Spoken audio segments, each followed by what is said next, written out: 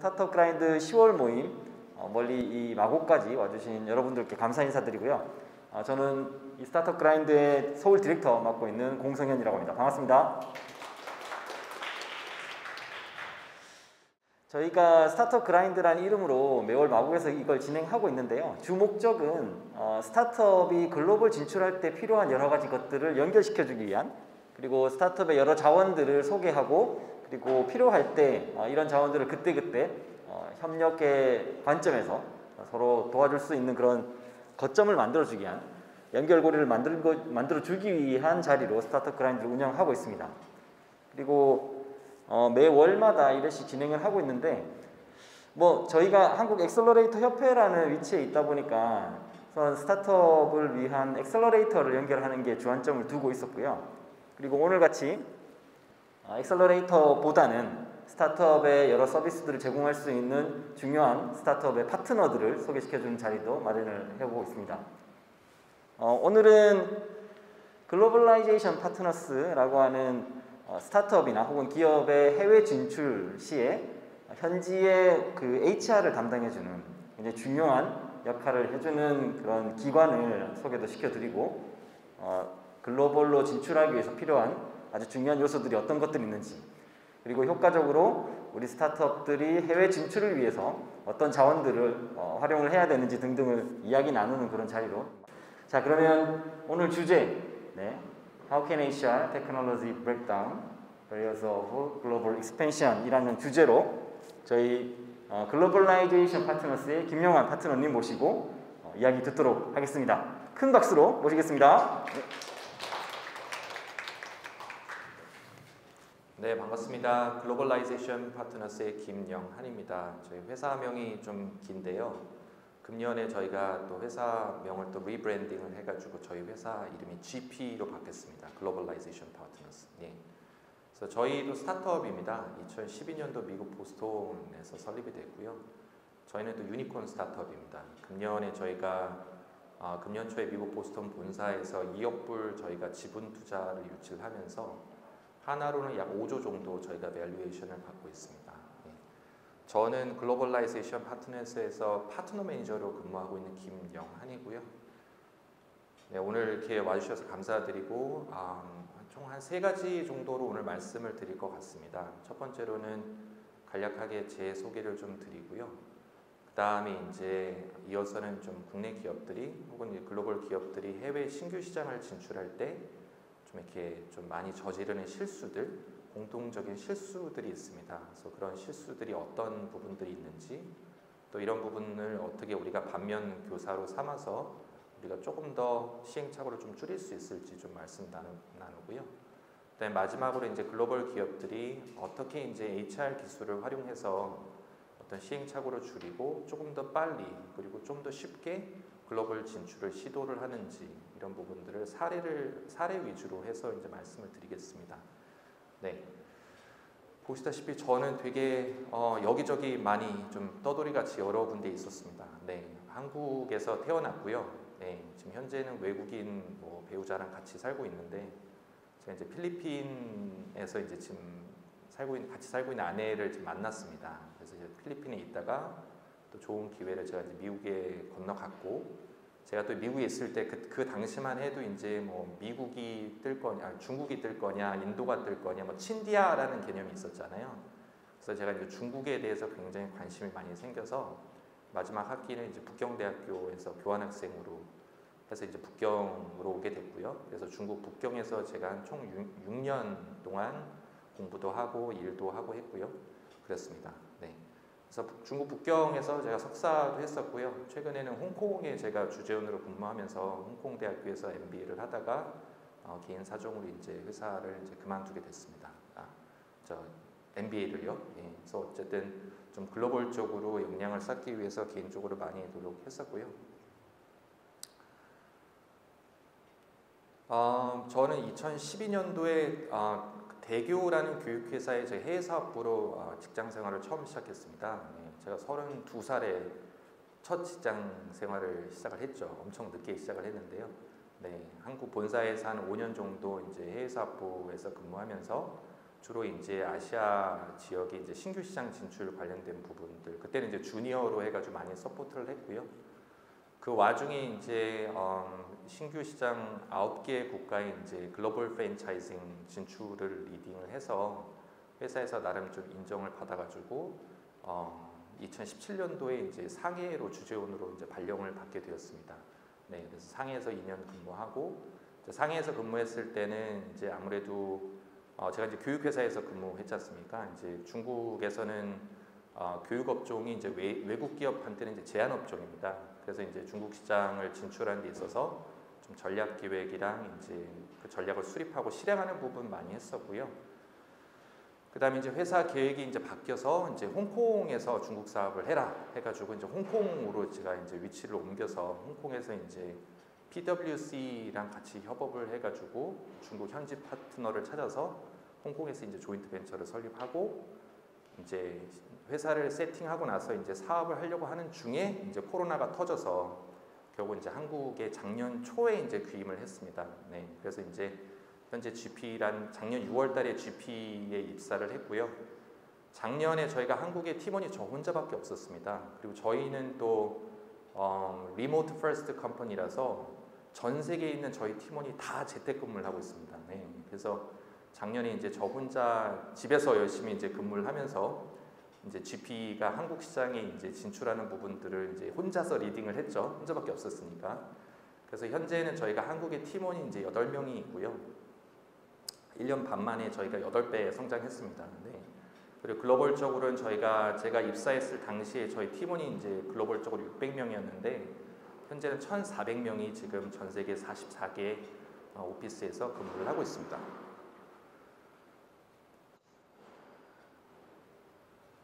그래서 저는 개인적으로는 어쨌든 글로벌 BD랑 이제 스트래티직 플래닝에 어쨌든 경험을 쌓아온 사람이고요.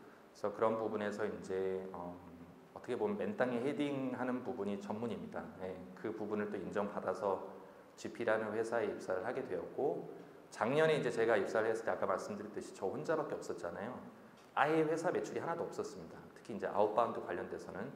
근데 현재 기준으로는 다양한 이제 전략적인 파트너십 제휴를 통해서 매출도 이제 발생을 하고 있고 실제적으로 저희를 통해서 몇몇 국내 기업들이 또 해외로 또 빠르게 진출을 하고 계십니다. 그래서 이제 본론으로 들어가자면요, 저희는 글로벌 HR 기업이다 보니까 매년 이제 글로벌 중소기업 혹은 이제 스타트업들의 CFO들을 대상으로 해서 저희가 이제 설문조사를 시행을 합니다. 네. 그래서 그 설문조사에 의하면 저희가 이제 코로나로 인해서 이제 긴 코로나라는 터널을 지나고 나서 저희가 이제 대하고 있는 거는 리세션이랑 인플레이션이죠. 그래서 이제 상황이 이제 좀 더 어떻게 보면 어려워지고 있는데 그럼에도 불구하고 거의 대부분의 이제 기업들은 중장기적으로는 어쨌든 회사가 성장하기 위해서는 해외 진출을 해야 된다라고 보고 있고요. 그래서 그런 부분은 사실 뭐 국내 기업이랑 뭐 대동소이한 부분인데요.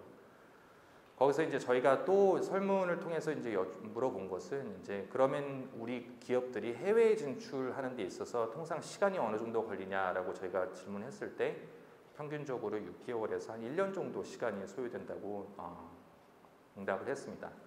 그래서 이런 부분이 사실 이제 대개 해외 진출이라는 부분이 어떻게 보면 대기업이나 중견기업 입장에서는 사실 6개월이나 1년이라는 시간이 그렇게 긴 시간은 아닙니다. 어쨌든 뭐 사업 계획을 기반으로 어떤 뭐 1년의 사이클로 해서 이제 대기업들은 이제 돌아가니까요. 근데 이제 그런 부분에서 이제 우리 스타트업들 같은 경우는 사실 6개월에서 1년이라는 시간이 또 굉장히 긴 시간일 수 있습니다. 왜냐하면 그 기간 동안에 어떻게 보면 서비스 자체를 완전 피벗을 할 수 있는 그런 기간이기 때문에 근데 그런 긴 시간을 어떻게 보면 스타트업들이 해외 진출하기 위해서 준비하기 위해서 소모를 하고 있고 그런 부분에서 어떻게 보면은 진입하는 어떤 그런 적절한 시기를 놓치는 수가 굉장히 많다는 거죠. 그래서 이런 부분은 굉장히 스타트업들 입장에서는 굉장히 좀 어려운 부분인 것 같고요. 그러면 제가 좀 질문드리고 싶은 부분은 뭐 스타트업이 성공하기 위해서 어떻게 보면 스타트업이 성공하기 위해서 가장 중요한 부분들이 뭐 어떤 요소들이 있을까요? 네. 혹시 뭐 네네, 말씀하십시오. 네, 사람이요. 좋습니다. 또 혹시 뭐 다른 요소 있을까요? 정답은 없습니다. 네, 돈, 네, 맞습니다. 사람, 돈, 네. 그래서 그런 부분에서 이제 사실 제 생각에는 스타트업이 가장 중요한 부분 사실 이제 속도라고 생각합니다. 스피드랑 스케일.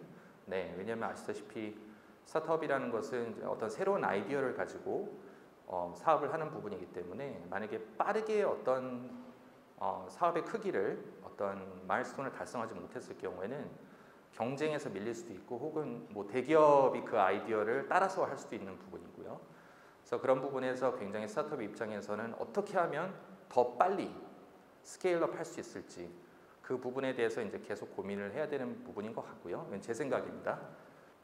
네, 해외 사업 관련된 부분에서도 사실은 동일합니다. 네, 그래서 해외 사업 부분에서도 어떻게 하면 더 빨리, 그 다음에 어떻게 하면은 더 신속하게 어떤 스케일을 늘릴 수 있을지에 대해서 고민해야 되는 부분이고요. 그래서 그런 부분에서 글로벌 기업들은 우리가 어떤 해외 진출하는 어떤 일반적인 방식을 뛰어넘어서 어떤 새로운 방식으로 어떻게 하면 더 빨리 진출할 수 있을지, 어떻게 하면 그 스피드를 더 빠르게 해서 어떻게 하면 더 빨리 스케일업 할 수 있을지에 대해서 고민을 하고 있습니다. 네, 감사합니다. 그렇기 때문에 이제 해외 진출에서도 분명히 전략이 필요한 부분이고요.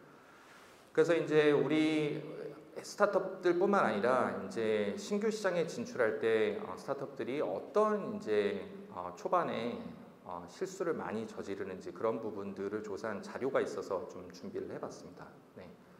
그래서 뭐 1번부터 10번까지 있는데요.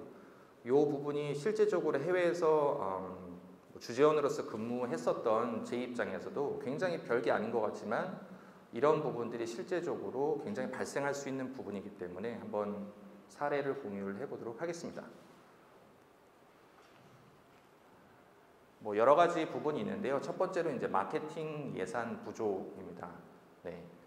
물론 이제 마케팅 예산이 부족할 경우에는 실질적으로 이제 실적이랑도 이제 직접적으로 연관이 될 수 있고요. 네. 왜냐하면 이제 저희가 해외로 진출한다는 것은 사실은 한국에서 어느 정도는 좀 마켓 쉐어를 가져간 상태에서 해외로 진출하는 부분이기 때문에 우리가 해외에서 또 맨 땅에 헤딩을 하는 부분이 아닙니다. 네, 그런 부분에서 우리가 어떤 마케팅 어떤 예산이 확보가 안 됐을 경우에는 실질적으로 뭐 실적 내는데도 굉장히 좀 시간이 걸릴 수도 있고요.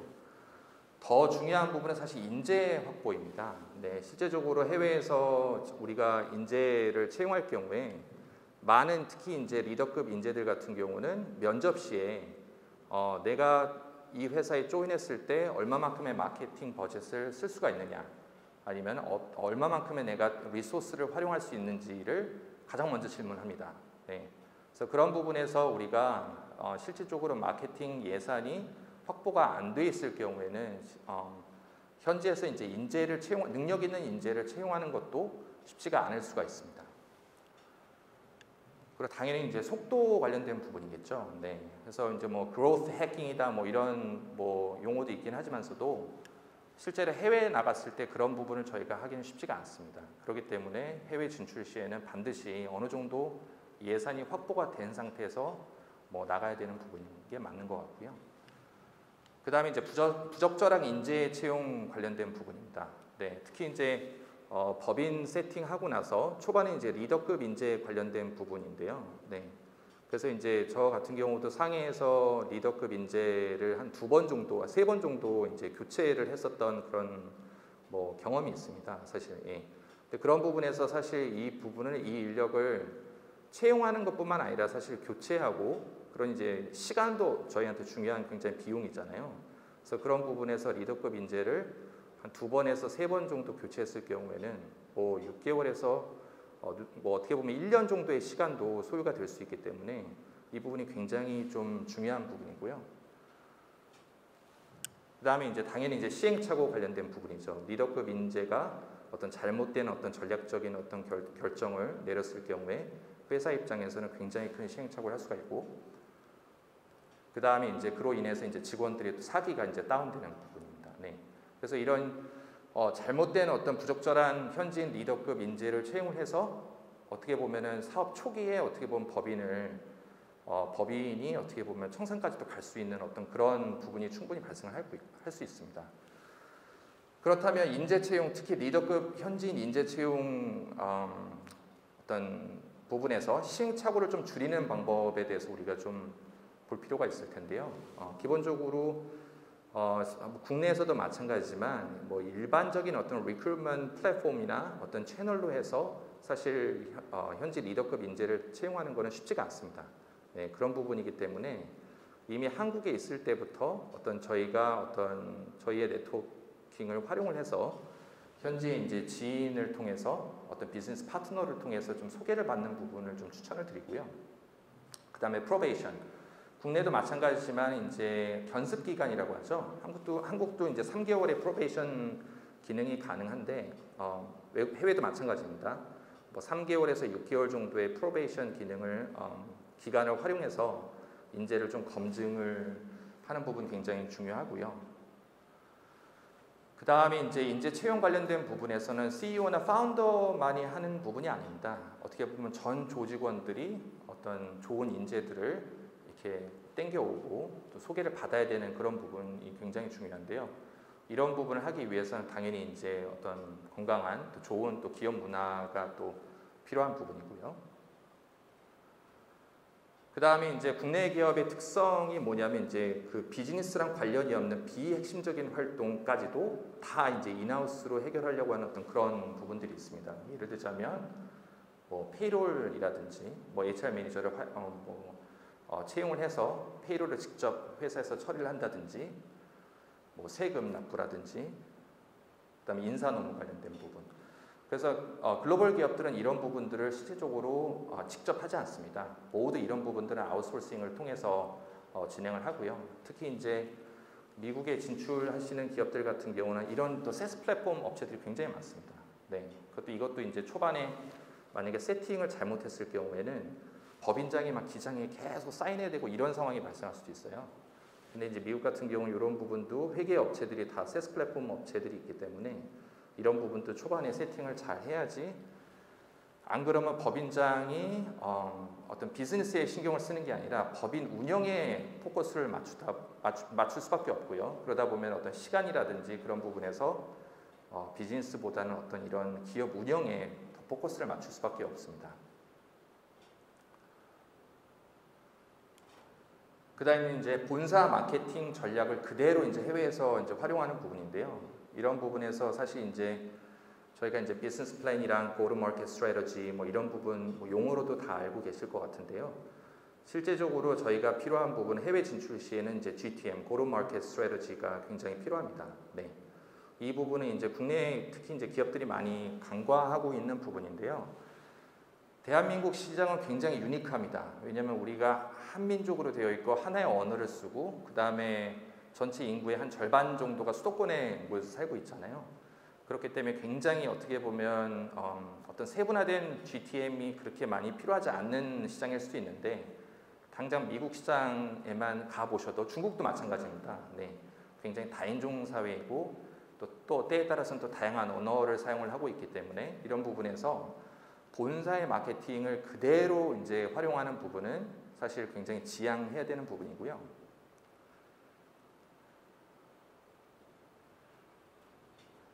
요거는 제가 하나 준비를 했습니다. 예. 저희가 이제 제가 예전 대교라는 회사의 이제 교육회사잖아요. 이 회사는 이제 글로벌적으로 이제 학원 프랜차이즈 사업을 하는 회사입니다. 그래서 이제 영국 시장에 진출을 했어요. 영국의 법인을 설립을 하고 그 다음에 이제 법인 설립하고 이제 온라인 마케팅이나 이제 아무래도 이제 저희가 미국에 법인이 있고 미국에는 이제 센터가 뭐 200개가 이상이 되어 있기 때문에 같은 영미권이다 보니까 미국에 있는 마케팅 자료를 영국에 그대로 가져가서 활용을 했습니다. 네. 그래서 지금 영국에 저희가 실제적으로 그 대교라는 회사가 사용했던 마케팅 자료인데요. 여기 보면 혹시 좀 이상한 부분이 있을까요? 혹시 맞추시는 분은 제가 저녁 식사 대접하겠습니다. 네. 네. 네, 이 프로그램은 사실은 이제 글로벌 프로그램이기 때문에 네, 서비스 하는 거는 Math랑 English를 하고 있는데요. 네, 말씀하십시오. 죄송한데 마스크 좀 벗고 말씀해 주세요. 잘 안 들려가지고. 네. 네네. 이게 되게 어려운, 되게 어이없을 수도 있는데 실제적으로 이게 이 부분 때문에 사실 영국 비즈니스가 한 6개월 정도 저희가 마케팅을 했을 때 전혀 반응이 없었어요. 네. 혹시 모르시겠어요? 네. 자, 영국식 영어랑 미국식 영어랑 좀 다르죠? 힌트입니다. 네. 제가 그냥 말씀드릴까요? 네. 이게 그 math 있잖아요. math. 수학이지 않습니까? 네. 여기 보시면 스펠링이 MATH죠. 네. 근데 영국에서는 스펠링을 이렇게 안 써요. MATHS라고 씁니다. 네. 그러니까 이거를 어떻게 발견을 하게 됐냐면 저는 이제 본사 있었고요, 그때. 영국에서 저희가 마케팅을 해도 아무런 반응이 없다 보니까 본사에서 이제 저를 이제 보냈어요. 가서 한번 보라. 근데 이렇게 이제 이런 걸로 해가지고 저희가 이제 홍보를 하고 있었습니다. 온라인이랑 오프라인 상에서. 전혀 반응이 없었어요. 근데 이거를 제가 어떻게 알게 됐냐면 한 영국 노인분이 말씀하시는 걸 제가 어렴풋이 들어가지고 알게 됐거든요. 그게 무슨 말이냐면 영국 분들이잖아요. 영국. 예. 영국은 영어가 잉글리시잖아요. 아메리칸이 아니지 않습니까? 그러니까 영국 사람들이 영어에 대한 자부심이 엄청 크거든요. 네. 근데 여기서 보시면 이 사람들 입장에서는 이게 뭐냐면 아니 수학도 스펠링을 제대로 못하는 회사가 어떻게 영어를 가르치겠느냐 이렇게 본 거예요. 현지 사람들은. 네. 그러니까 한마디로 이게 예를 들자면 이렇게 하면 감이 좀 안 오실 수도 있는데 이러자면 어떤 글로벌 교육기관이 우리나라에 와가지고 수학이랑 국어를 가르친다고 생각해 보세요. 근데 그걸 홍보물에 뭐라고 돼 있냐면 수학이 아니라 예를 들자면 이게 맞는지 모르겠지만 슈학 이렇게 돼 있는 거예요. 슈학 그다음에 국어. 네. 그럼 이거를 한국 고객들이 본다고 생각했을 때 당연히 여기에 아이들을 보내지 않겠죠. 네. 그래서 이게 절대로 우리가 봤을 때 이게 되게 이쁘고 이게 미국에서 사용하는 건데 전혀 문제 없어 이게 아니에요. 네. 그 알파벳 스펠링 S가 들어가고 안 들어가고 있는 거에 따라서 회사 입장에서는 6개월이라는 어떤 시간을 낭비를 했습니다. 네. 그래서 이런 부분에서 반드시 저희가 이제 본사에 있는 거나 어떤 현지인의 어떤 그런 피드백을 반드시 받아야 되고요. 그래서 이런 부분이 별게 아니지만서도 비즈니스에는 굉장히 치명적인 영향을 주었다라는 부분을 좀 이제 공유드리고요. 그다음에 제품도 마찬가지입니다. 네, 완벽한 제품을 표준화시켜서 우리에서 한다? 실제적으로는 쉽지 않습니다. 왜냐하면 결국은 현지에서 현지인들 눈높이에 맞는 어떤 표준화가 아니라 현지화를 해야 되는 부분이기 때문에 우리가 완벽한 제품을 만들어서 현지에서 사업을 한다라는 부분이 굉장히 시간 낭비일 수가 있습니다. 네. 그래서 그런 부분에서 많은 기업들이 좀 이제 그런 시행착오를 하고 있고요. 그러니까 어떻게 보면은 좀 적절하게 그냥 만들어서 POC만 해서 일단 현지에서 한번 검증을 해보고 끊임없이 현지화를 하는 게 더 빠르게 성공할 수도 있다는 부분인 거고요. 그 다음에 이제 오피스 위치가 굉장히 중요하잖아요. 생각 외로 오피스 위치가 굉장히 중요한 것 같더라고요. 근데 이제 제가 파견을 가가지고 이번에 상해 법인인데 제가 그 출장을 갔습니다. 근데 오피스 위치가 어디에 있었냐면 한인타운 인근에 있었던 거예요. 그러니까 한마디로 이제 법인장이 좀 출퇴근하기 좋은 곳에 이제 오피스를 이렇게 만든 실제로 그랬습니다. 네. 그러니까 이게 문제가 뭐냐면 오피스 위치가 굉장히 중요하잖아요. 예를 들자면 글로벌 기업이 한국에 이제 들어온다. 그러면 저희가 이제 조언을 해줄 수도 있잖아요. 어디에 이제 오피스를 해야 된다. 근데 제가 위치 이런 걸 얘기하는 건 아니지만 서울에서 강남구랑 예를 들자면 관악구랑은 좀 차이가 있잖아요. 네. 그게 어떤 동네의 레퓨테이션이나 이런 걸 떠나서 인재 채용에도 관련이 되어 있고 근데 이렇게 중요한 부분인데도 불구하고 굉장히 주관적인 어떤 개인적인 어떤 그런 거에 따라서 오피스를 하는 경우도 있어요. 예.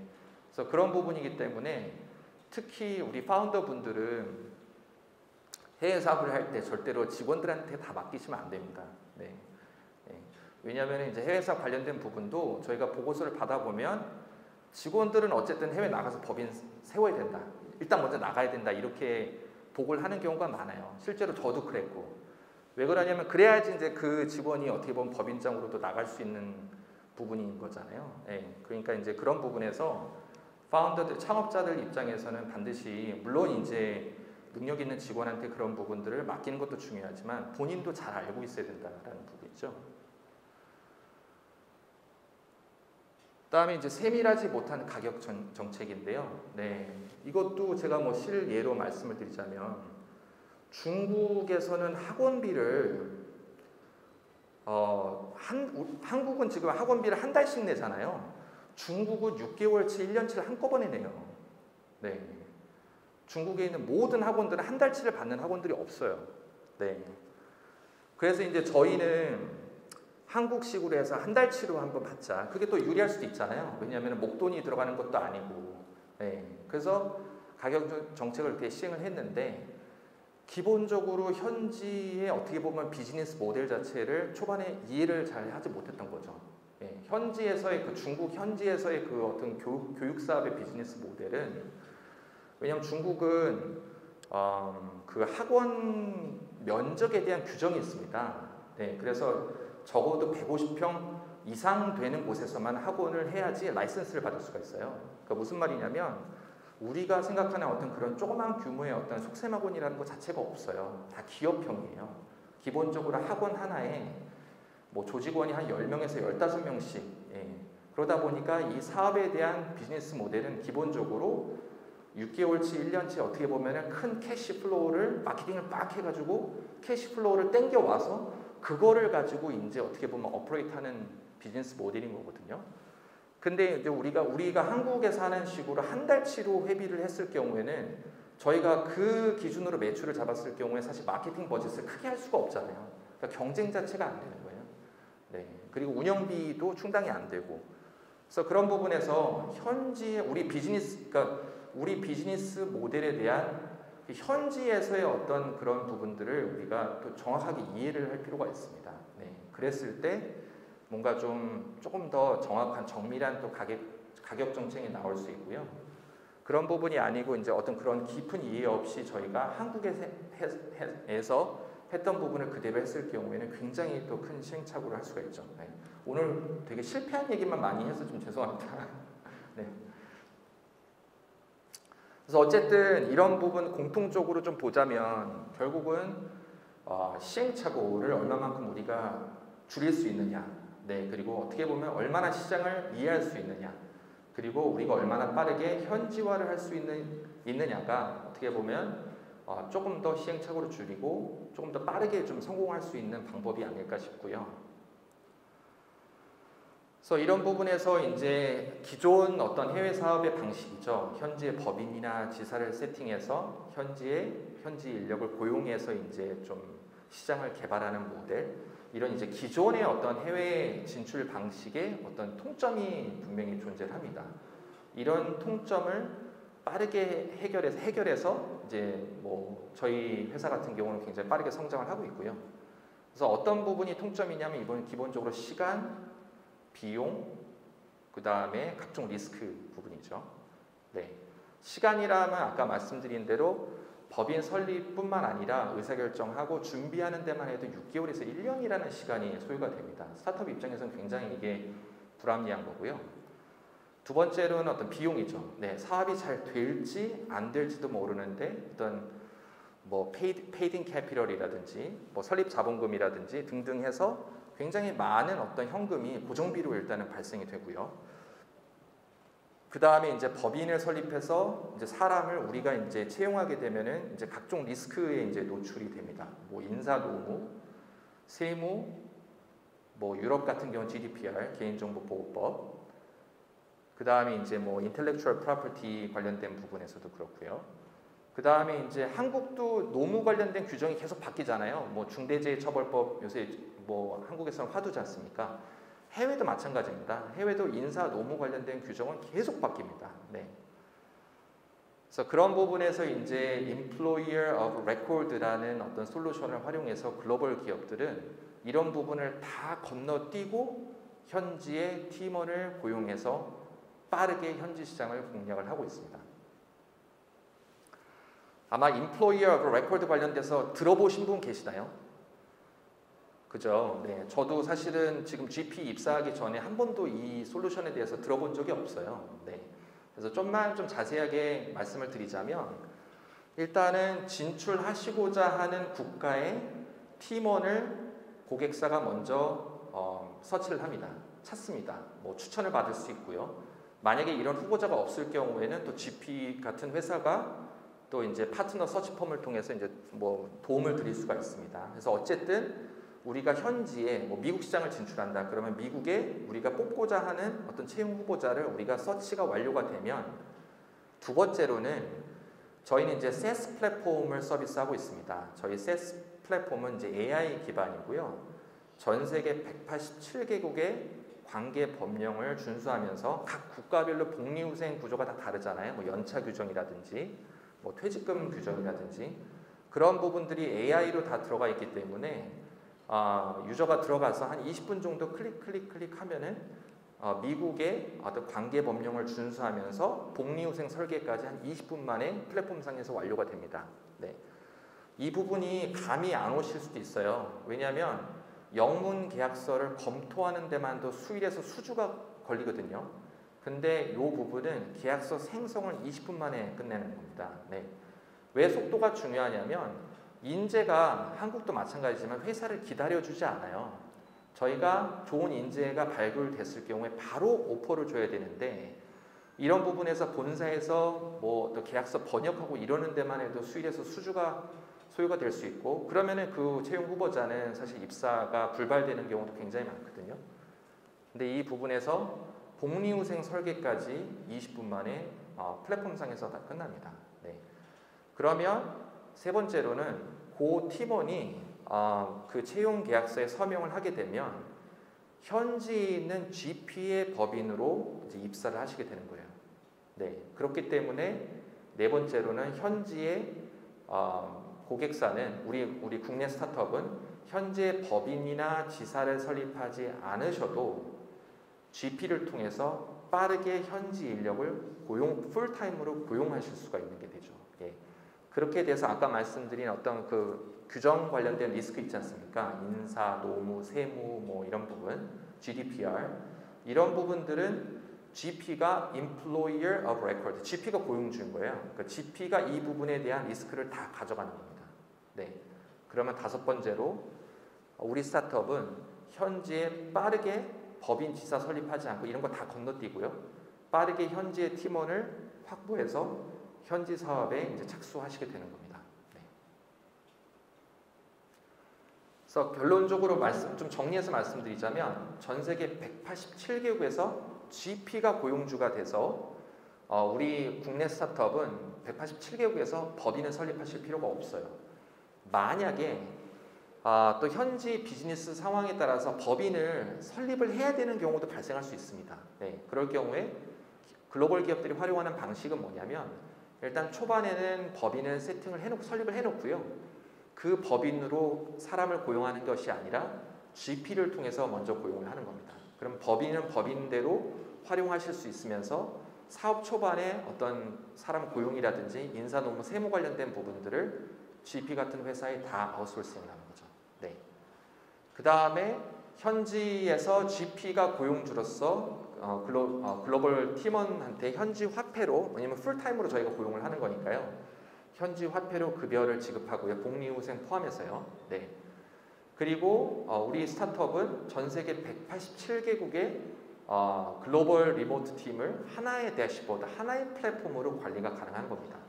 그러니까 나중에는 이게 국가마다 HR 전략이 달라질 경우에는 이게 본사에서 감당이 안 됩니다. 관리하는 부분이. 네, 그런 부분에서 하나의 플랫폼으로 전 세계 187개국에 있는 팀원들을 관리할 수 있는 부분이고요. 그 다음에 현지 규정 준수에 대한 책임은 글로벌라이제이션 파트너스가 전적으로 다 가져가는 겁니다. 네, 그래서 왼쪽 상단에 계신 분이 저희 창업자입니다. 저는 2012년도 미국 보스턴에서 시작한 유니콘 스타트업이고요.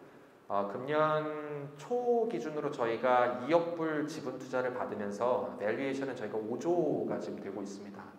네, 미국 파이낸셜 타임스가 선정한 미국에서 가장 빠르게 성장하고 있는 회사고요. 네, 다양한 기관에서 저희가 이렇게 상을 많이 받고 있습니다. 네, 그래서 저희가 전 세계 44개 지역을 중심으로 1,400여 명의 임직원이 지금 근무하고 있는데 재미있는 거는 저희 회사는 리모트 퍼스트 회사입니다. 전 세계 1,400여 명, 저 포함해서 1,400여 명의 직원이 모두 재택근무를 합니다. 네. 그래서 저희가 지금 서비스를 제공하고 있는 국가가 파란 색깔로 표시가 되어 있고요. 그 다음에 까만 색깔 점은 저희가 이제 거점으로 사업을 하고 있는 국가들입니다. 네. 그럼 이제 사례 위주로 좀 말씀드리고 이제 마무리를 하겠습니다. 네, 빨리 마무리하겠습니다. 첫 번째로 이제 소닉월인데요. 이 회사는 사이버 시큐리티 플랫폼으로 굉장히 유명한 회사입니다. 델이라는 대기업에서 분사한 기업이고요. 네, 한 25년 동안 이제 해외 사업을 하고 있었는데 두 가지 목표를 가지고 있었습니다. 첫 번째로는 글로벌 사업의 구조 조정, 두 번째로는 신규 시장 진출 관련된 부분이었습니다. 그래서 이 부분을 해결할 수 있는 어떤 HR 파트너를 찾고 있는 중에 저희랑 이제 같이 협업을 하게 되었고요. 그래서 글로벌 구조 조정 관련된 부분은 현지의 비즈니스는 있지만 실제적으로 그러니까 법인도 설립이 되어 있고요. 실제적으로는 법인이 있을 만큼 그렇게 매출이 많이 발생하지 않을 경우도 있어요. 그래서 GP를 통해서 그런 국가 같은 경우는 법인을 청산을 하고 그 인력을 저희한테 옮겨서 계속적으로 그 팀원들과 어떤 고용관계를 유지하면서 해외 사업을 계속 하실 수 있었고요. 그 다음에 동유럽 국가 같은 경우는 저희를 통해서 리모트 하이어링을 통해서 또 신규 시장을 또 계속적으로 진출해서 성공적으로 HR 어떤 목표를 달성한 사례입니다. 먼데이닷컴은 좀 유명한 기업이죠. 다 아시죠? 작년에 나스닥에 상장된 기업입니다. 먼데이닷컴 같은 경우는 이스라엘에 본사를 두고 있습니다. 그러다 보니까 이제 글로벌 팀원들이 본국으로 이제 귀국하는 사례가 굉장히 많이 발생했거든요.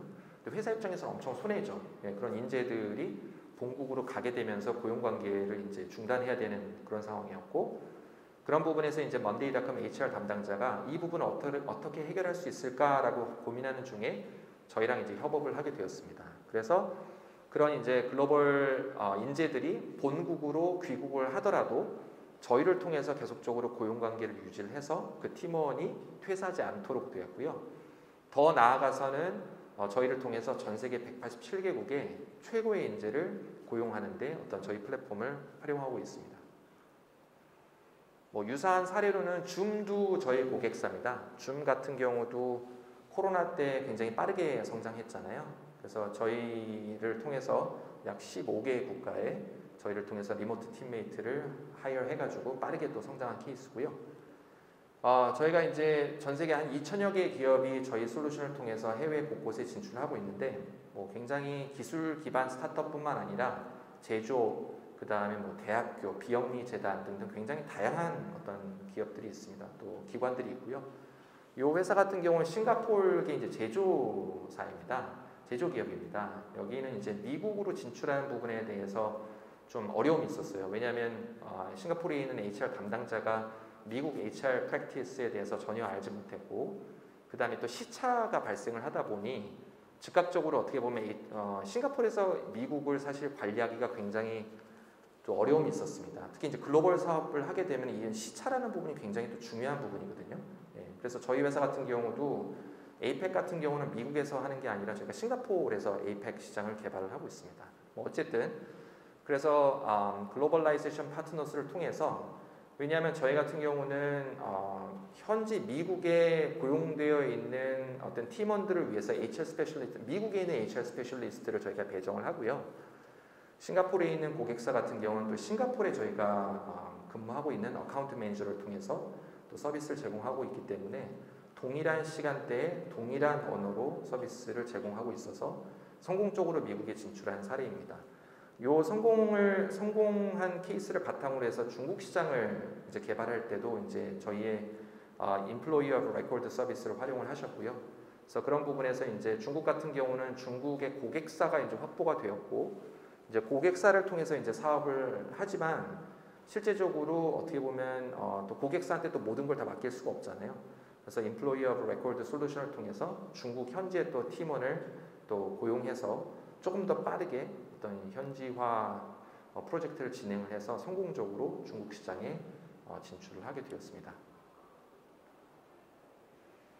네, 다음 사례는 국내 사례입니다. 네, 현대자동차에서 분사한 원더무브라는 이제 모빌리티 플랫폼 스타트업인데요. 여기는 이제 고객사가 현대자동차입니다. 네, 그래서 이제 유럽 시장에 진출하는 부분 놓고 이제 고민하고 계셨는데 독일에 이제 현대자동차가 고객사로 있는데 실제적으로 뭐 유럽의 법인을 지금 단계에서는 사실 설립할 필요가 없습니다. 왜냐하면 매출도 어쨌든 한국에서 잡히고 있고 대신 이제 현지에 있는 현대자동차 고객사와 소통할 수 있는 인력이 필요했고요. 그런 부분에서 이제 법인이나 지사, 특히 유럽 같은 경우는 법인 지사 설립하는데 굉장히 시간이 오래 걸릴 수 있거든요. 그런 부분을 다 건너뛰고 저희를 통해서 독일에 있는 현지인이 아니라 독일에 거주하고 있던 한국분을 저희를 통해서 고용을 했어요. 왜냐하면 저희가 또 현지에서 비자 서비스도 저희가 비자도 제공이 가능하기 때문에 그래서 굉장히 높은 수준의 국내 인재를 독일에 빠르게 확보를 해서 지금 유럽 시장을 굉장히 공격적으로 하고 계시고 그 다음에 추후에 이제 미국이라든지 다른 시장을 진출함에 있어서 저희 솔루션을 지금 검토하고 계십니다. 네, 이상으로 발표를 마치겠습니다. 감사합니다.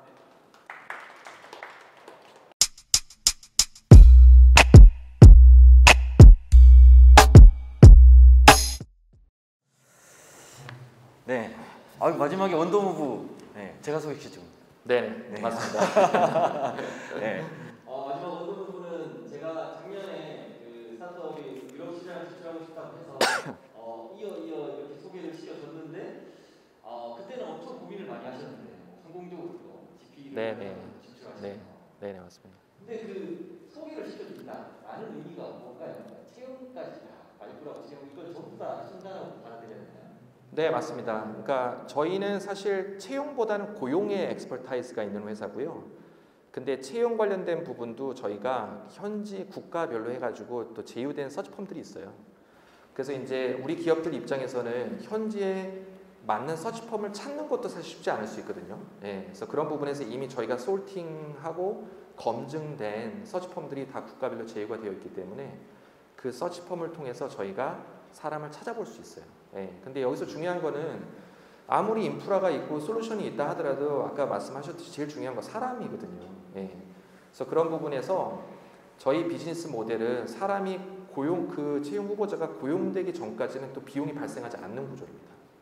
그렇기 때문에 기업 입장에서는 고민하지 마시고 일단 한번 채용 플랫폼으로 해서 한번 활용해서 사람을 먼저 한번 서치해 보는 거예요. 그래서 저희한테만 너무 의지하지 마시고 또 다른 채널로 소개를 또 받으실 수도 있는 거고 그렇게 해서 저희가 일단은 채용 후보자를 찾아내면 그 다음부터는 이제 저희가 본격적으로 이제 서비스를 제공할 수 있는 거고. 스타트업의 글로벌 진출 혹은 뭐 기업의 글로벌 진출에서 제일 좀 이런 예민한 부분이 결국 현지 조직 운영인데 거기에 대해서 도움을 줄 수 있다니까 반가운 부분이기도 한데 한편으로는 제가 좀 궁금한 건 결국 로열티에 대한 영역인 것 같아요. 그러니까 현지에 있는 직원이라고 함이 원격으로 떨어져서 나름 그분의 롤을 충실히 할 거라고 기대를 하고 보내잖아요. 그래서 가장 측근을 보내든가 회사 내 좀 높은 직에 있는 믿을 만한 친구를 보내든가 그렇게 하는데 GP에서 소개시켜서 채용되고 GP의 관리하에 이런저런 업무를 보게 되면 우리 회사와의 로열티 관계는 어떻게 될까? 그러니까 얼마나 좀 회사에 애사심을 두고 현지에서 적극적으로 일을 할 수 있을까? 이런 게 조금 더 의문일 것 같은데 그런 데 대해서는 어떤 뭐 문제점이라는 건 없었나요? 네, 이건 뭐 약간 케이스 바이 케이스일 수도 있긴 한데 일단은 뭐 저희 스타트업 기업 입장에서도 그런 인력들의 어떤 KPI 설계라든지 어떤 그런 인력을 관리하는 부분에서 좀 준비가 먼저 좀 되어 있어야 돼요. 네, 그래서 그런 부분이 굉장히 중요한 부분이고, 그 다음에 저희 서비스 관련해서는 그 인력이 만약에 이제 저희가 또 그 인력을 또 보내야 되는 상황이 발생할 수도 있잖아요. 그럴 경우에는 저희가 그 인력이 다른 회사에 일을 하시는 게 아니라 말 그대로 저희가 이제 해고를 할 수밖에 없습니다. 예. 그렇기 때문에 실질적으로 이 인력이 뭐 이렇게 좀 게으르게 하다가 또 다른 고객사에 가서 일을 하고 이런 상황이 발생하지는 않아요. 예. 그러니까 파견 회사랑은 좀 다르죠. 비즈니스 모델이. 예. 근데 저도 사실은 제 얘기를 하자면 저도 마찬가지입니다. 지금 저희 회사에 리모트로 해가지고 1년 6개월, 7개월 지금 집에서 지금 재택근무를 하고 있는 거거든요. 근데 그런 부분에서 좀 쉐어를 하자면 확실히 저희가 리모트 퍼스트 회사다 보니까 특히 영미권 기업들은 그런 부분이 사실 소통이라든지 그런 어떤 회사 정책이라든지 그런 게 굉장히 자세하게 잘 되어 있어요. 예, 그러니까 제가 기본적으로 리모트로 일을 하면서 지켜야 되는 것들이 있거든요. 그런 부분들이 다 문서화되어 있고, 네. 그게 이제 소통일 수도 있고 아니면 아침에 뭐 슬랙을 통해서 체크인, 체크아웃 하는 부분이 있을 수도 있고 저희가 실제적으로 근태 관리를 그렇게 하진 않거든요. 예. 그렇지만서도 어떤 그런 KPI 설계, 그 다음에 업무 프로세스에 관련된 설계, 그 다음에 기본적으로 이런 리모트로 일을 하는 인력은 뭔가 오더를 받아서 일을 하는 인력으로는 좀 안 맞아요. 이건 어떻게 보면 약간 좀 자기가 리더십을 가지고, 왜냐하면 이 기업 입장에서는 결국 1년이나 2년 후에 투자를 해서 법인 설립해서 뭔가 사업을 키울 기업들이 사실 어떻게 보면 임시적인 솔루션으로 활용하는 경우도 많거든요. 그래서 그런 부분에서 이제 그 직원에 대한 어떤 비전 공유랄지 어떤 기업 문화라고 할지 그런 부분이 우리가 준비가 되어 있어야지 할 수 있다, 그런 부분입니다. 뭐 제가 더 질문할 거리가 많긴 하지만 이제 플로어에 계신 분들도 혹시 궁금한 사항 있으면 손 들고 좀 같이 질문하거나 혹은 이야기 나누면 좋겠는데요. 혹시 뭐 질문하실 분 있으실까요? 네, 저 그쪽에 마이크 혹시 제 마이크 좀 드릴까요? 해외 인력에 대한 면접이나 뭐 이력서 그런 경력 같은 확인 사항은 어떻게 체크를 할 수 있나요? 네, 되게 좋은 질문이시고요. 이게 사실 해외 인원을 채용하는 부분이 사실 쉽지가 않은 게, 한국 같은 경우는 뭐 이력서에 뭐 사진도 넣고 뭐 각종 뭐 개인 정보들을 욕을 많이 하잖아요. 뭐 나이도 그렇고. 근데 특히 미국이나 이런 데서는 이런 부분이 좀 불법일 수가 있거든요. 뭐 종교라든지. 네. 그래서 그런 부분에서 글로벌 기업들이 활용하는 부분은 일단은 좀 이제 줌 인터뷰를 주로 하겠죠. 리모트로 이제 채용을 하다 보니까. 그래서 이제 좀 인터뷰를 좀 약간 심층 인터뷰 위주로 많이 하고요. 그 다음에 실제적으로 거기에 이력서에 나와 있는 숫자라든지 뭐 근무 기간, 뭐 학력 이런 거는 사실 글로벌 기업들이 이제는 크게 중요하게 생각을 안 하는 게, 이런 부분을 사실은 이렇게 좀 부풀려서 할 수 있는 확률이 굉장히 높잖아요. 그렇기 때문에 실질적으로 이제 인터뷰를 통해서 검증을 많이 합니다. 실제적으로 어떤 프로젝트를 했다면 내가 어떤 역할을 했고 어떻게 회사에 기여를 했고, 이런 부분으로 계속 이걸 딥다이브 인터뷰라고 하는데, 이런 부분에서 계속 파고들다 보면 이게 이 사람이 한 건지 아니면 이 사람이 같이 한 건지 이런 부분들이 검증이 되거든요. 네. 그리고 이제 또 글로벌 기업들은 사실 어떤 프로베이션이라는 부분을 또 굉장히 적극적으로 활용을 해요. 그러니까 우리나라 말로 하면 견습 기간이라고 하죠. 네. 그래서 어쨌든 우리나라도 3개월까지는 가능하거든요, 프로베이션이. 그래서 3개월에서 6개월 정도 일단 먼저 후보자가 서치 아이덴티파이가 되면은 한번 일을 같이 한번 해보는 거죠. 네. 해보고 또 아니면은 또 예를 들자면 또 다른 또 분을 고용할 수도 있고. 네. 그렇습니다. 그러면은 집회에서는 인력에 대해서 매칭이나 알선을 해주는 역할을 하지 않고 저희가 필요한 인재는 저희가 직접 찾고 그거에 대해서 HR 관련된 것들만 중개를 하는 역할인 건가요? 네, 맞습니다. 정확하게 이해하고 계시고요. 다만 이제 사람을 찾는 부분도 저희가 국가별로 이제 제휴가 되어 있는 서치펌들이 있어요. 전문 서치펌들이 있기 때문에 그 전문가들을 통해서 저희가 인력을 또 찾아보는 것을 도움을 드릴 수 있습니다. 저희가 국내에서 그 개발자 고용이 어렵다 보니까 동남아에서 이제 개발자 채용도 이제 궁금해서 이제 GP에서도 이게 가능한지 혹은 이걸 경험해 본 적이 있으신지 좀 궁금합니다. 네, 충분히 가능하고요. 그래서 이제 몇몇 고객사 한국 기업들 같은 경우는 베트남의 이제 개발팀을 이제 저희를 통해서 고용해서 지금 롤링을 하고 계세요. 네. 그래서 그런 부분에서 이제 이 기업의 전략은 뭐냐면 일단은 어떤 그 인력에 대한 검증이 필요하잖아요. 근데 같이 일을 해보지 않고서는 사실 검증이 안 되는 영역이 많거든요. 그래서 저희를 통해서 한 6개월에서 1년 정도 일단 리모트로 그 베트남에 있는 개발자들과 일을 하고 여기 지금 대표님의 계획은 뭐냐면 검증이 끝난 후에 이 인력을 한국으로 데리고 오는 걸 지금 생각하고 있습니다. 네. 왜냐하면 이게 이 외국 인력을 한국으로 데려오는 게 아시다시피 쉽지 않거든요. 왜냐하면 저희가 비자를 또 줘야 되잖아요. 그러니까 이게 검증이 안 된 인력을 한국까지 데려와서 고정비를 엄청 들여서 했는데 이게 아닐 경우에는 이게 로스가 너무 크거든요. 그러니까 저희 같은 이런 어떤 솔루션을 활용을 해서 또 그런 개발자 인력을 검증하는 데 또 활용을 하고 계시고요. 근데 국내 대기업 같은 경우도 저희 고객사로 계신 곳 같은 경우는 뭐 우크라이나 예전에 전쟁 나기 전이었지만 그런 쪽에 이제 수준 높은 이제 러시아 인력들을 개발자 인력들을 또 활용을 하고 계십니다.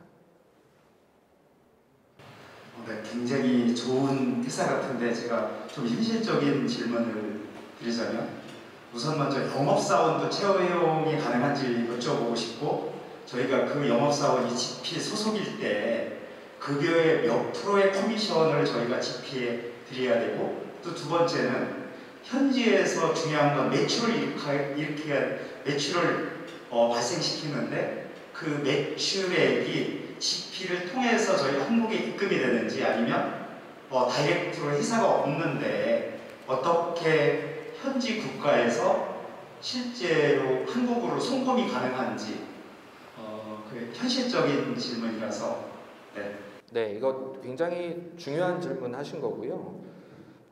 실제적으로 이제 뭐 기술 기업들 같은 경우 예를 들면 구글이라든지 예를 들자면요. 그런 기업들 같은 경우는 사실은 이제 매출 자체가 온라인상에서 발생을 하잖아요. 네. 그래서 그렇기 때문에 조금 이제 좀 다른 얘기고요. 근데 이제 일반적인 비즈니스 같은 경우는 이제 매출 인식 같은 경우는 실질적으로 이제 현지에서 법인이나 지사가 없는데 직접적인 영업 활동을 하면 안 됩니다. 네, 그거는 불법이에요, 사실은. 네. 근데 이제 그 영업을 매출을 발생하기 전 단계에 어떤 그런 행동을 할 수 있겠죠. 예를 들자면은 뭐 고객사 발굴을 위한 어떤 현지에서 활동을 한다든지. 왜냐하면 그게 한국에서 그거를 리모트로 하는 게 좀 쉽지가 않잖아요. 네, 결국 우리나라 같은 경우도 실제적으로 어떤 고객사가 있을 경우에 얼굴 보고 미팅하는 걸 선호할 수 있고, 네. 그래서 그런 이제 매출이 발생하기 전 단계의 어떤 현지에 롤링할 수 있는 인력이 필요하다 그러면은 저희 솔루션을 활용하시는 게 맞고요.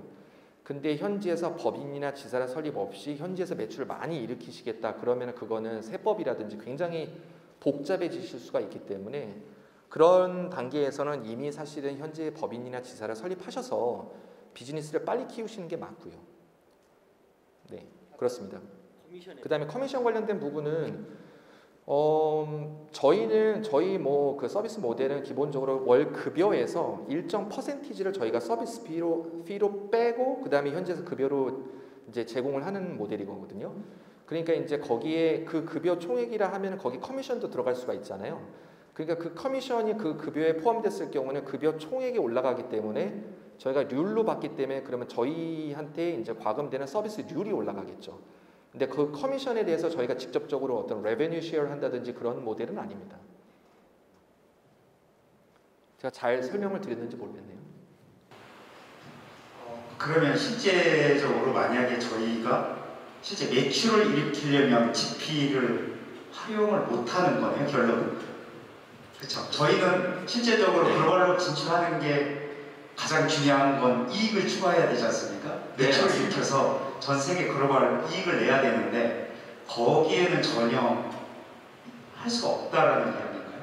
네, 그러니까 저는 이제 FM대로 지금 말씀을 드리는 부분이고요. 네, 그러니까 그 매출을 일으키는 행위가 어떤 건지에 따라서 조금씩 달라지겠죠. 예, 예를 들자면 뭐 무역 같은 경우는 뭐 FOB 방식으로 해서 실제적으로 이제 매출을 한국 본사로 잡는 거잖아요. 한국에서 뭐 수출을 하든 수입을 하든. 네, 고객사는 또 현지에 있고. 그럼 뭐 수출 기업일 경우에는 실질적으로 현재 법인이 없어도 뭐 본사에서 이제 매출을 잡으면 되니까. 네. 하지만서도 현지에 어떤 그런 고객사와 소통이라든지 그런 업무 때문에 현지 인력이 한두 명 정도, 두세 명 정도 필요하실 경우에는 GP 같은 이제 회사를 활용해서 현지 인력을 고용하실 수 있는 거고요. 그래서 그런 부분이 굉장히 좀 케이스 바이 케이스로 좀 다를 수 있기 때문에 그거는 괜찮으시면 나중에 혹시라도 제가 서로 미팅을 잡아서 그런 부분은 조금 자세하게 좀 논의를 드릴 수 있으면 좋겠네요. 네, 아까 뭐 커미션 얘기가 나와서 그런데 어쨌든 전체 인건비 총량에서 퍼센테이지를 따져서 커미션을 받는, 커미션이라고 보기보단 서비스 피를 받는 형태라고 이해하면 되는 거죠, 그렇죠? 그러니까 매출과 연동되지 않는, 그분이 뭐 거기서 일을 해서 더 많은 매출 발생시켰다 하더라도 그 비율은 어쨌든 동일하게 인건비에서 나가는 형태. 네, 그렇게 이해해 주시면 될 것 같고요. 그리고 GP라고 하는 이 조직 자체에 고용돼 있는 인력이다 보니 사실상 한국에 있는 본사가 그 고용 인력에 대한 법적 책임은 실제는 없는 거죠. 그러니까 오롯이 GP가 관리하고 해고와 채용과 모든 걸 다 그렇게 이해하면 되는 거죠. 그러다 보니까 이제 특히 뭐 인사 노무 쪽을 좀 이해하고 계신 분들은 오히려 저희 회사 걱정을 되게 많이 하세요. 예를 들면 한국 같은 경우는 굉장히 노동법이 굉장히 세지 않습니까? 네. 그런 부분에서 어떻게 보면 그게 이제 저희 어떻게 보면 전문 영역인 거고요. 국가별로 저희가 그러다 보니 HR 주요 국가별로 한국 포함해서 HR 전문가가 저희가 상주에 있고, 그 다음에 이제 뭐 주요 러펌이라든지 저희가 또 인하우스 또 변호사도 굉장히 많고요. 근데 어쨌든 궁극적으로는 국내 기업은 저희랑 서비스 계약으로 연결되는 부분이기 때문에 현지에서 발생하는 인사 노무 세무에 관련된 리스크가 없으십니다. 근데 GP와 같은 형태의 비즈니스가 가능한 국가가 있고 불가능한 국가도 있지 않나요? 사실상 사회주의 체제의 국가들은 직접 고용의 형태로 노동법이 다 구성이 되어 있을 것 같은데 어떤가요? 전 세계 뭐 다 가능한가요? 네, 저희가 뭐 중국 포함해서 전 세계 187개국의 서비스를 제공하고 있고요. 북한에는 저희가 서비스 제공 못하고 있습니다. 네. 하지만 어쨌든 현지의 국가별로 또 법이 다 다르잖아요. 그래서 그런 부분에서 저희가, 왜냐하면 이 리스크를 저희가 직접적으로 가져가는 거기 때문에 이 리스크 해지를 저희가 안 하면 사업을 할 수가 없잖아요. 그래서 그런 부분에서는 저희가 현지에 적법하게 사업을 하기 위해서 구조를 짜놓고 사업을 하고 있습니다. 만약에 현지에 그런 조직을 두고 활동을 하다가 현지 법인은 문제가 생겼어. 그러니까 현지의 비즈니스 상황에 문제가 생기거나 환경에 어떤 이슈가 생겼어요. 그래서 급히 철수를 하거나 처리를 해야 될 것 같아요. 그것도 뭐 당연하다고 받아들이나요? 아니면 뭔가 계약 조건에 굉장히 불리한 조건들이나 이제 좀 이런 여러 세부적인 조건들이 이렇게 장치가 마련되어 있는 건지. 그러니까 이 부분은 소통이 굉장히 또 중요한 부분이고요. 두 가지 사례가 있어요. 예를 들자면 아까 말씀드린 소닉 월 같은 케이스도 이제 글로벌적으로 이제 글로벌 사업의 구조 조정을 한다는 부분은 뭐냐면 결국은 법인을 청산시키는 부분이거든요. 근데 일반적으로 법인을 청산을 하더라도 현지 비즈니스는 남아있는 경우가 굉장히 많아요. 근데 법인을 청산하면서 그냥 비즈니스도 다 정리가 되는 케이스가 굉장히 많거든요. 그래서 그런 부분에서 글로벌 기업들 같은 경우는 법인을 청산시켜야 되는 상황이 발생했을 경우에 또 저희 서비스를 활용을 해서 그 팀원들이랑은 계속적으로 고용관계를 유지를 하면서 사업을 하는 케이스가 있고요. 그 다음에 두 번째로는 저희 소속으로 근무를 하셨던 분들을 저희가 이제 어떻게 보면 그 계획에 따라서 이제 뭐 해고를 해야 되는 상황이 발생할 수 있잖아요. 그래서 그런 부분 같은 경우는 제가 단도직입적으로 말씀드리자면 미국을 제외하고 전 세계 어디라도 직원 해고가 쉬운 국가는 없습니다. 미국이 뭐 at will employment 해가지고 미국이 그나마 이제 가장 쉽고요. 그 쉽다는 게 그것도 그 어떤 사유와 과정의 정당성을 지키면서 해고를 했을 때 되는 거지, 그게 안 되면 미국 같은 경우 바로 소송 들어오잖아요. 예. 그래서 그런 부분에서 저희가 한다고 그 부분이 갑자기 쉬워지고 그런 건 아니에요. 그래서 굉장히 좋은 질문이신데, 그런 부분에서 통상적으로 저희가 뭐 해결하는 방법은 이제 뮤추얼 세퍼레이션입니다. 서로 합의하에 자진 이제 퇴사하실 수 있도록. 그래서 그런 부분에서 이게 이제 노무 관련된 부분이 한국도 마찬가지지만 저희 다 뭐 이렇게 창업자만 계신 거 아니잖아요. 저도 뭐 직원이지만 굉장히 이제 노무 이슈는 감정이랑도 굉장히 감정적일 수가 있거든요. 예. 근데 현지 언어도 모르고 문화도 모르고 현지 법규도 모르는 국내 HR 매니저가 이걸 핸들링한다는 것 자체가 쉽지가 않습니다. 근데 그런 부분에서 저희는 한국에 이제 그런 한국어를 하고 예를 들자면요. 한국 사람이고 한국의 법령을 완벽하게 알고 있는 HR 스페셜리스트가 이 부분을 저희가 그 프로페셔널들이랑 그러니까 그 직원분들이랑 소통을 통해서 적절하게 저희가 이제 뮤추얼 세퍼레이션을 진행을 하는 거죠. 네. 근데 중요한 부분은 이 부분도 리스크는 저희가 가져간다는 부분인 거고요. 네. 뭐 이제 파트너님은 한국에서 영업 활동을 하고 계시니까 한국의 이 사업 문화, 그러니까 뭐라고 해야 돼요? 회사의 문화, 가족 경영 뭐 이런 거. 그러니까 뭐 외지에 있는 사람도 더 챙겨주려고 하고 있고 외지에 있는 분이 애사심 가득히 담아서 회사를 위해서 뭔가 노력하고자 하는 그런 여러 가지 복잡한 문화 환경들 있잖아요. 괜찮은가요? 한국에 영업 활동 하시기 어떠신가요? GP의 입장에서? 일단 한국이 쉽지는 않습니다. 왜냐하면 기본적으로 한국은 문화적으로 좀 회사에서도 마이크로 매니지먼트를 하는 성향이 굉장히 강한데, 그러니까 눈에 보이지 않는 팀원을 내가 어떻게 관리를 하느냐, 관리자들이 좀 그런 컨설이 있잖아요. 근데 일단은 저희 회사는 코로나 때문에 굉장히 좀 수혜를 많이 봤어요. 코로나를 통해서 재택근무가 저희가 원하든 원하지 않든 이제 보편화가 되면서 사실 국내에서 지금 재택근무에 대해서 관리가 어렵지 않느냐 이렇게 질문하는 기업들은 이제는 없거든요. 이제는 그게 현실이기 때문에 그걸 할 수 있는 역량을 키우고 어떤 툴을 빨리 도입해서 이건 해야 된다라고 하는 부분이기 때문에요. 그래서 그런 부분에서 국내에서 근무를 하더라도 사실 재택근무가 굉장히 이제 보편화된 입장이기 때문에 그래서 이런 부분에서 이제 기업이 생각할 부분은 딱 이거예요. 이렇게 전 세계 상주에 있는 우리나라에 없는 그런 전 세계의 어떤 인재들을 이런 플랫폼을 활용해서 우리가 활용할 수 있는 역량이 있느냐 없느냐를 고민할 시대인 것 같습니다. 네, 왜냐하면 지금 CTO 인력 같은 경우도 한국에서 채용하려면 뭐 한 4, 5억 정도 들어갈 것 같아요, 연봉으로. 근데 저희 뭐 고객사 같은 경우는 베트남에서 CTO 인력을 뭐 1억에 채용을 하셨어요. 네, 더 글로벌 하시고. 네. 그리고 뭐 물론 이제 피지컬리 뭐 베트남에 지금 베이스 되고 있으시지만 필요하면 또 출장으로 오실 수 있는 부분인 거고 어차피 한국에서도 계속 얼굴 보면서 근무하는 거 아니잖아요. 그래서 그런 부분에서 어느 게 중요한 건지를 이제는 뭐 국내 기업들이 판단하셔야 되는 거죠. 과연 이런 솔루션을 통해서 전 세계를 대상으로 최고의 인재들을 채용할 것이냐, 아니면 회사 반경 50km에 살고 있는 국내 인력 위주로 팀을 꾸려서 하실 것이냐. 네. 뭐 여러 가지 이제 고민거리가 있을 수 있는데 스타트업이라는 이제 막 출발해서 빠르게 성장해야 되는 관점에서는 글로벌 시장도 중요하고 한국 시장도 중요할 겁니다. 근데 조직이 뭔가 조직화돼서 한 명 한 명의 아레나리 정해져 있고 목표를 향해서 빠르게 뛰어갈 수 있게끔 지정해 놓은 게 아니라 대표도 정신없고 직원도 정신없이 막 이것저것 하다 보니 뭔가 해야 되는 그 압박감이 오는 거죠. 근데 말씀하셨듯이 스타트업이 글로벌 시장에 뭔가 조직적으로 잘 갖춰져서 현지의 인력이 활동할 수 있게끔 뭐 미리 내부적인 세팅이 돼야 된다라고 말씀하셨는데 그게 가능한 일인가 싶기도 해요. 스타트업은. 만약 그렇다면 GP에서는 조직은 이렇게 관리하셔야 됩니다. 혹은 뭐 이런 내부의 기준들을 마련하시면 좋습니다. 이런 가이드라인을 잡아주시나요?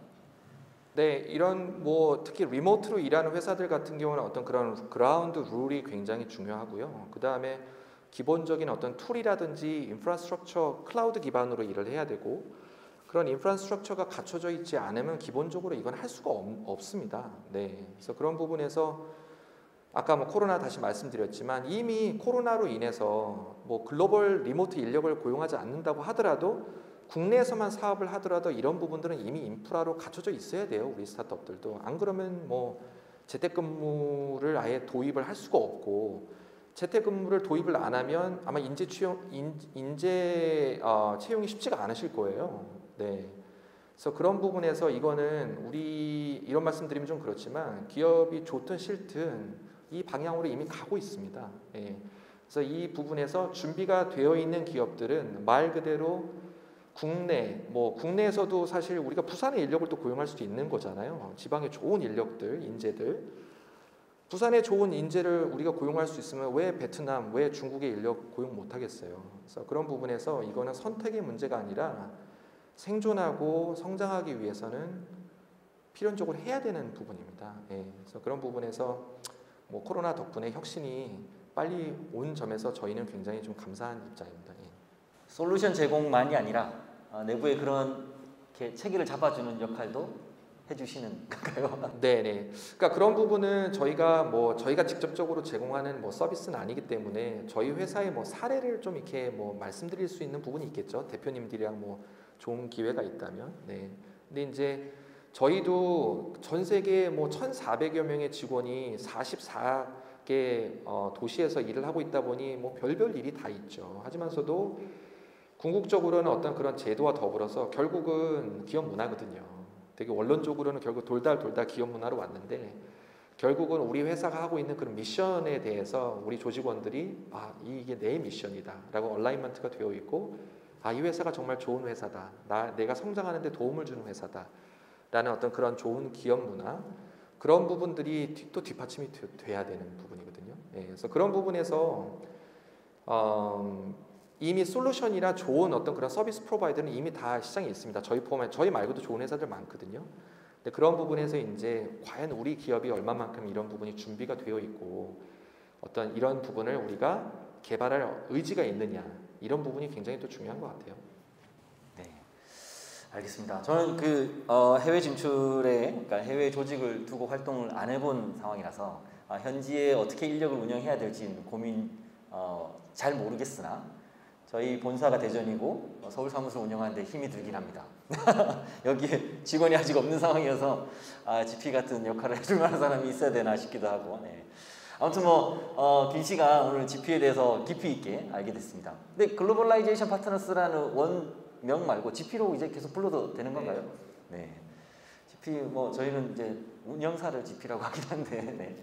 아무튼 엑셀러레이터 관점에서 스타트업이 글로벌 진출하는 건 당연한 일이고 저희가 또 그렇게 글로벌에서 성공하는 스타트업에게 투자도 하고 또 이게 많은 성공을 같이 쉐어해야 되는데 그 중간에 GP의 역할이 굉장히 좀 중요해 보인다는 생각이 듭니다. 네. 자, 더 궁금한 점은 마치고 나서 개별적으로 인사하시면서 또 궁금한 사항 많이 여쭤보도록 하고요. 오늘 귀한 시간 내주셔서 좋은 말씀 주셔서 고맙습니다. 글로벌라이제이션 파트너스의 김영환 파트너입니다. 큰 박수. 네. 감사합니다. 감사의 박수 부탁드립니다. 고맙습니다.